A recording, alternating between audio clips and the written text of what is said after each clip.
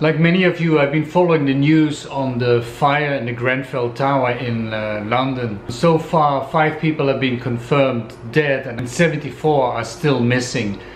This has been the deadliest fire in the UK in over 100 years. The building was specifically designed as a high-rise public housing flat.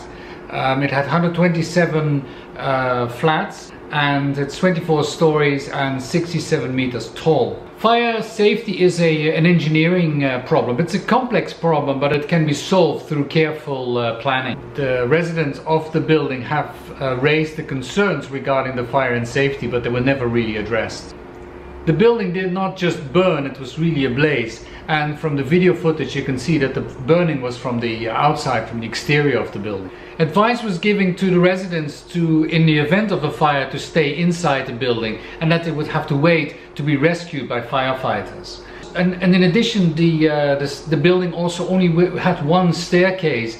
The British Building Code does not really require a secondary emergency staircase. The building was overhauled to bring its energy efficiency up to today's standard, and then this work was completed in 2016. In order to improve its thermal efficiency, the building was reclad with insulation materials. Celotex RS5000 PIR thermal panels were used for the thermal insulation. On the website of Celotex it clearly says that these panels are not fireproof, that they are combustible. Today I read on the news that fireproof panels were specified, but the non-fireproof panels were actually applied.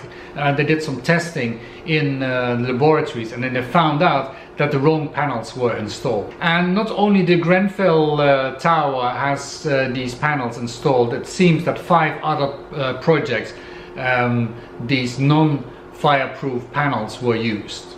So what happened? It's still early to say, but I think there are 3 scenarios. Was it a mistake? Mistakes can and will happen. But the specification of the products and the regulations are very well regulated. And I checked many times during the design and construction application process. Or did someone willfully change to cheaper combustible panels and falsify the specifications and thus manage to save costs? And this brings us to the 3rd scenario, cost cutting. The original contractor came in with an estimate that was 14% over budget. A competitive, successful bid came in well below budget, 22% cheaper than the original estimates. Like in any industry, there is an obsession to cut costs. In the construction industry, cutting costs is almost becoming like a national sport. The problem is that people only look at cutting costs, streamlining, making things more efficient. And I think this is where the problem lies. What is a person's life worth in order to save a couple of £1 million?